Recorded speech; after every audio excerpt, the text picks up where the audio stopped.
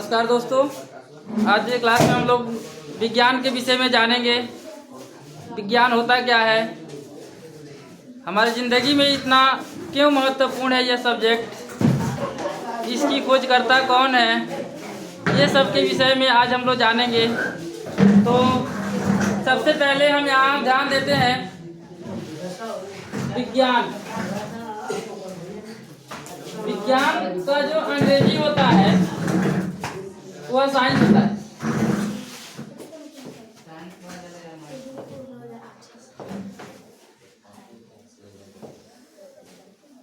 विज्ञान का अंग्रेजी साइंस होता है। साइंस क्या होता है, इसके विषय में आज हम लोग जानकारी लेंगे। तो देखिए, सबसे पहले यहाँ पे विज्ञान किसे कहते हैं ये लिखा गया है। तो मैं कहूँ विज्ञान दो शब्दों से मिलकर बना है। विज्ञान दो शब्दों से मिलकर बना है। कौन कौन शब्द? वी जोड़ ज्ञान। वी जोड़ ज्ञान से बना है। और वी का क्या अर्थ होता है और ज्ञान का क्या अर्थ होता है, इसकी जानकारी हम लोग यहाँ पे लेंगे। आवाज नहीं कीजिए, शांति से बैठ जाइए। वी शब्द का मतलब होता है विस्तार से। वी शब्द का मतलब होता है विस्तार से, है ना। ज्ञान शब्द का मतलब होता है जानकारी प्राप्त करना, यानी विज्ञान का मतलब हो जाएगा विस्तार से जानकारी प्राप्त करना। तो देखिए, वी शब्द का क्या अर्थ होता है? और ज्ञान है ना, जानकारी प्राप्त करना। तो इसका मतलब ये हो जाएगा कि विस्तार से जो विषय का हम लोग जानकारी लेते हैं वो विज्ञान है ना। ये बात समझ में आया। अब विज्ञान को एक विशेष परिभाषा दिया गया है।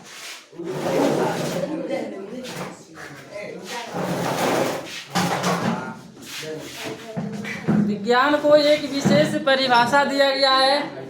देखिए बोर्ड पर क्या लिखा है। किसी विषय या वस्तु के वास्तविक, क्रमबद्ध, सुव्यवस्थित और विशिष्ट ज्ञान को विज्ञान कहते हैं।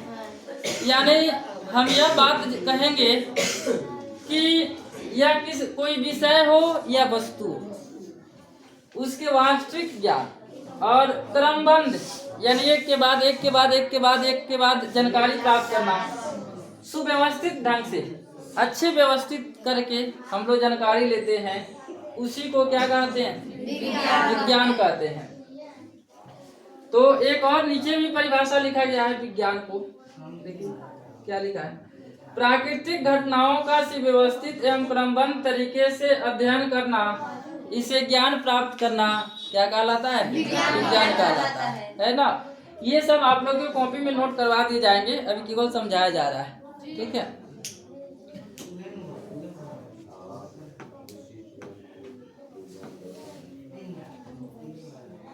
यहाँ पर देखिए लिखा गया है नोट में, विज्ञान प्रेक्षणों तथा प्रयोगों द्वारा प्रमाणित होता है।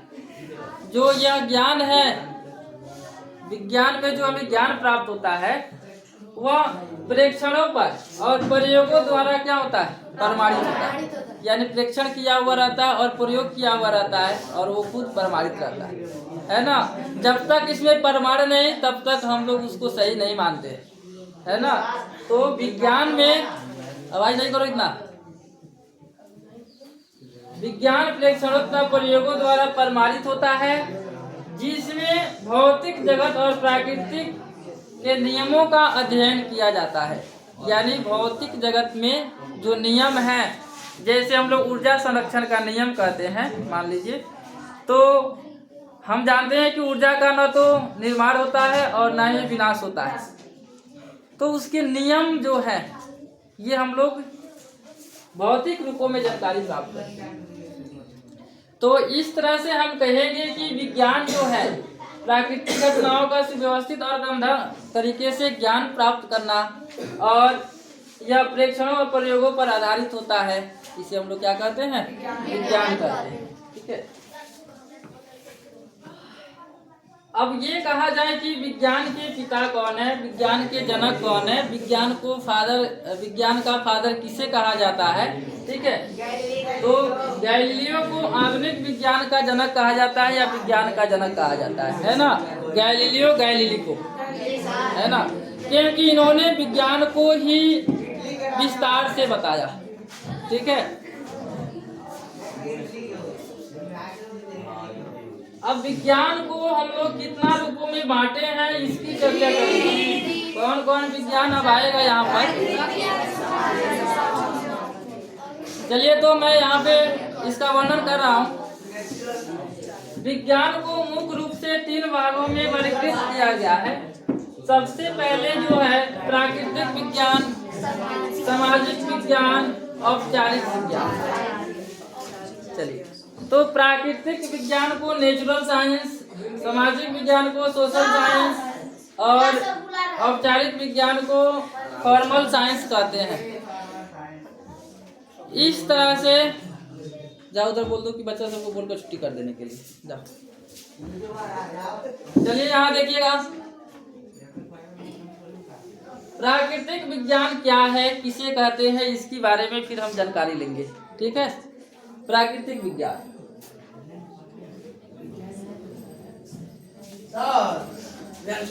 पढ़ाई से बोल दो, है ना, पढ़ाई रहेगा, पढ़ाई रहेगा। चलिए बोर्ड पे देखिए, क्लास चलेंगे, सुबह में क्लास चल जाएंगे, शाम में पहले देखा जाएगा। ठीक है।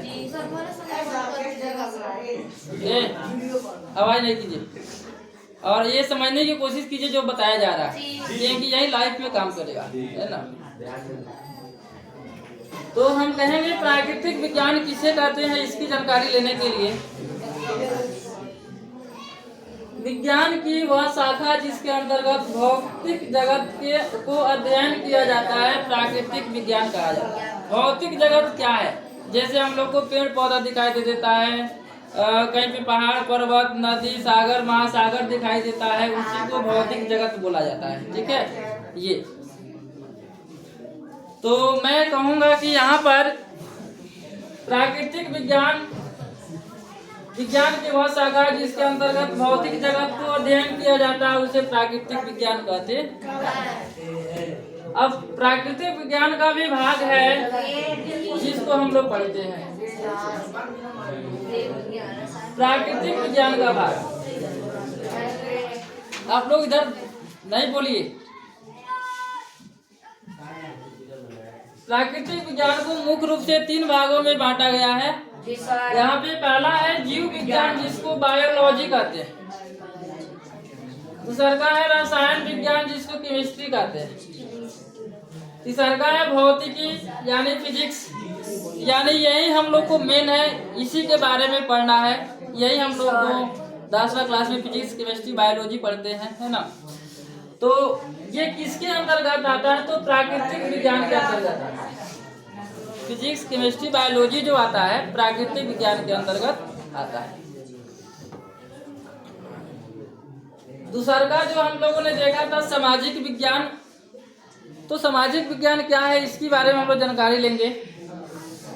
तो विज्ञान की वह शाखा जिसके अंतर्गत दुनिया भर के मानव व्यवहार व समाज के कामकाज और उसके वातावरण का अध्ययन किया जाता है। यानी जो लोग समाज में रहते हैं उनके क्रियाकलापों काम काज के बारे में हम लोग अध्ययन करेंगे, वह क्या है, सामाजिक विज्ञान है।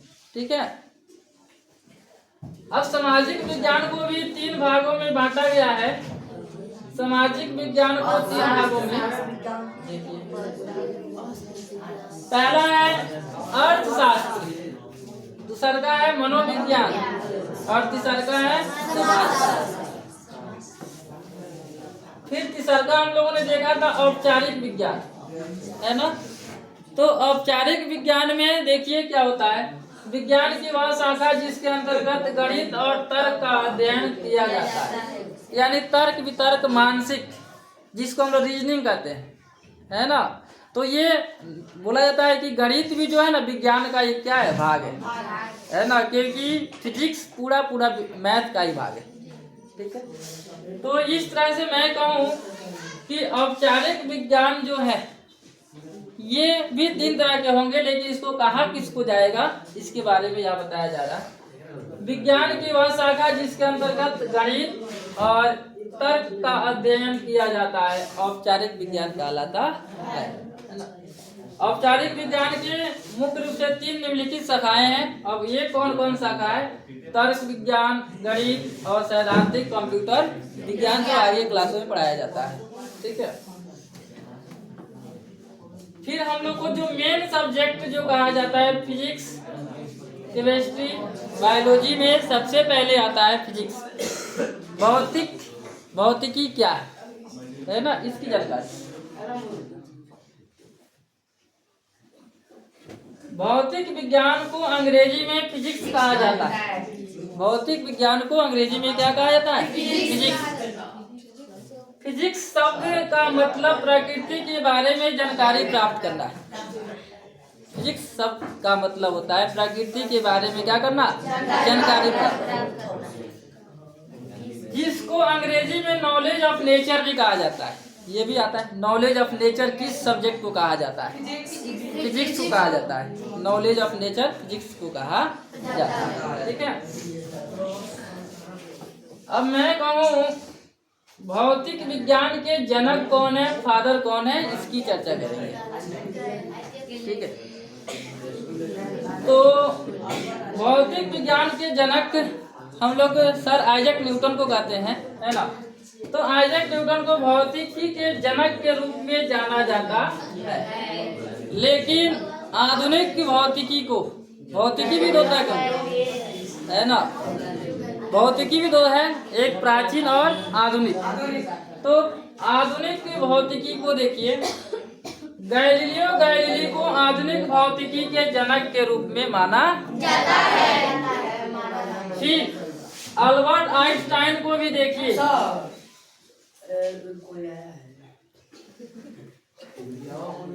चलिए आप लोग शांत रहिए। ठीक है।